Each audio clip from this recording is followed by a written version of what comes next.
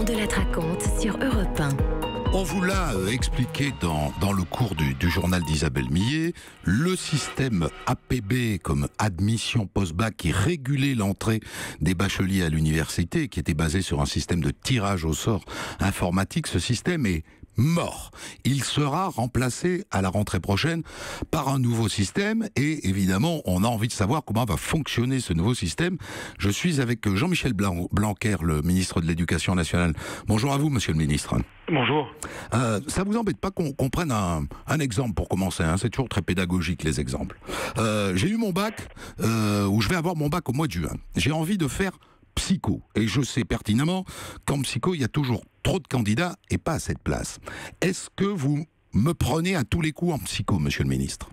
Bien d'abord, dès la fin du mois de novembre, si je suis dans cette situation, je vais interroger mes professeurs en classe de terminale qui, à l'occasion du conseil de classe qui généralement a lieu fin novembre ou courant décembre, au premier trimestre de terminale, pourront donner un avis. Et donc les professeurs pourront déjà me dire, eu égard à votre profil, à vos résultats... Je vous vois bien faire psycho ou pas, quoi. Voilà, exactement. Vous avez telle chance de réussite ou pas.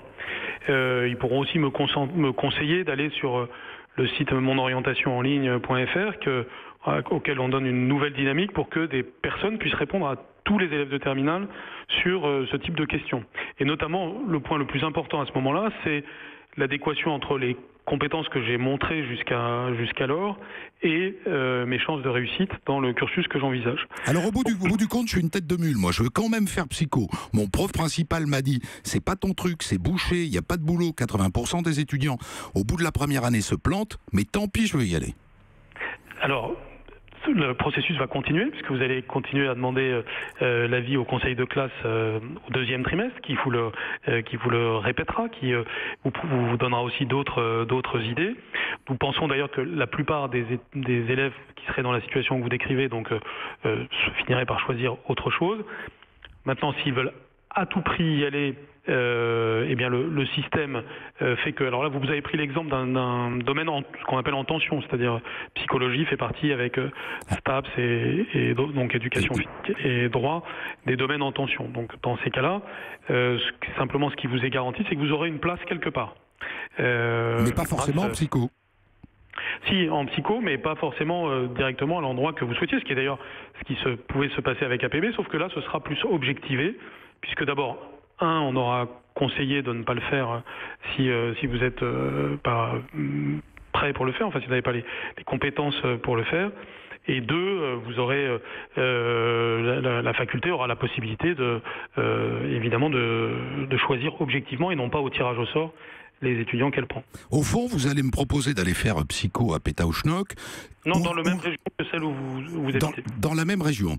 C'est-à-dire qu'au bout du compte, si je veux vraiment faire psycho, vous me garantissez que j'aurai une place en psycho quelque part dans ma grande région. Oui, et c'est évidemment l'idée, c'est quand même que chaque élève de terminale de France qui a eu son baccalauréat et qui donc est en situation de pouvoir suivre des études d'enseignement supérieur puisse le faire, mais qu'il le fasse de façon premièrement très informé, c'est-à-dire que son pourcentage d'échec potentiel soit connu et que quand il a des difficultés, il puisse être aidé au long de son parcours. Donc là, c'est ce que la ministre de l'Enseignement supérieur, Frédérique Vidal, a bien détaillé ce matin dans la conférence de presse, c'est-à-dire le fait que les universités vont aussi développer de l'accueil des étudiants, un appui des étudiants au long de leur parcours en première année. Pourquoi est-ce que vous ne me dites pas la vérité ? C'est que je ne serai jamais psychologue, que j'ai de fortes chances de me planter en fin de première année, donc de perdre une année, et qu'au fond, je devrais faire autre chose, parce que c'est ça la vérité.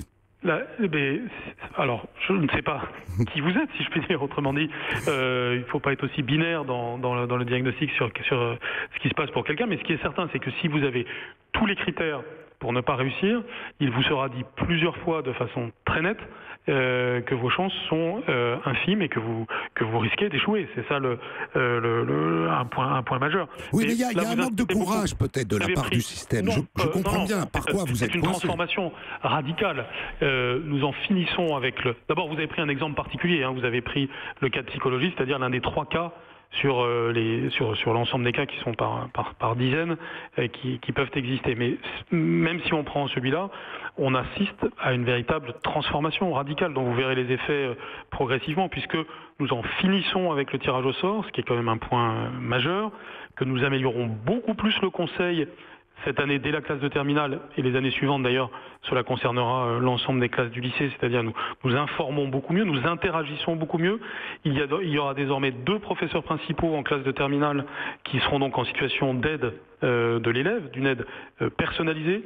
Ce que nous faisons profondément en fait, c'est que nous rendons ce système plus humain, au sens où il y aura plus de conseils humains, par notamment les professeurs de terminale, et aussi au sens où ce n'est pas une machine à aveuglément qui tire au sort, c'est l'université qui, à l'aide du système d'affectation, va pouvoir tout simplement vous accepter ou pas.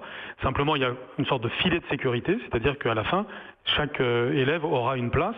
Simplement, c'est beaucoup plus objectif que précédemment, et chacun est prévenu de ce qui peut lui arriver. Donc on en finit avec un système qui était totalement réglé par le hasard jusqu'à présent, et avec un système qui était aveugle.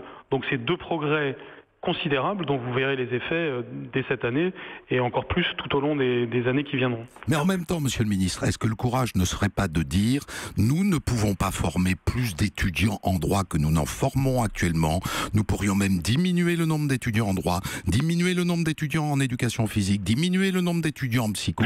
En revanche, il y a des filières où il y a de la demande, renseignez-vous, c'est là que ça marche.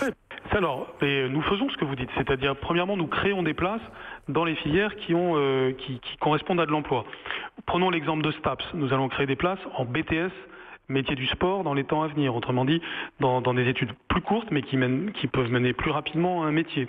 Sur toute une série de sujets, nous allons faire en sorte que les bacs professionnels s'orientent moins vers l'université, où ils ont tendance à échouer, et plus soit vers l'insertion professionnelle directe, soit vers les BTS qui correspondent à un diplôme où ils peuvent réussir et où ils seront aidés pour réussir.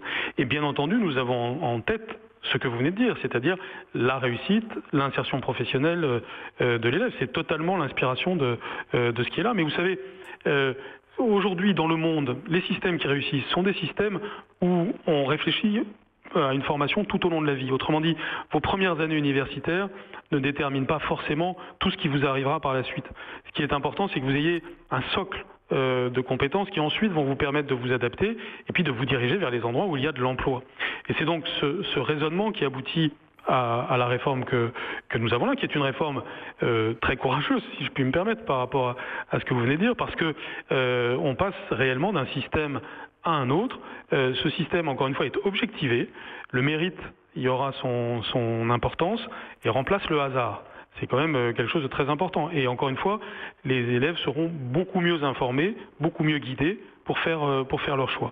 Mais en même temps, c'est un système qui tient compte qu'on est dans une société du XXIe siècle où il faut avoir un niveau de formation plus élevé pour l'ensemble de la population, mais le faire avec pragmatisme, c'est-à-dire soit par une insertion directe après le bac dans la vie professionnelle, soit par des études supérieures courtes, soit par des études supérieures longues. Merci Monsieur Blanquer, ministre de l'Éducation nationale, qu'on jugera maintenant aux actes, puisque on a des échéances novembre, janvier et juin.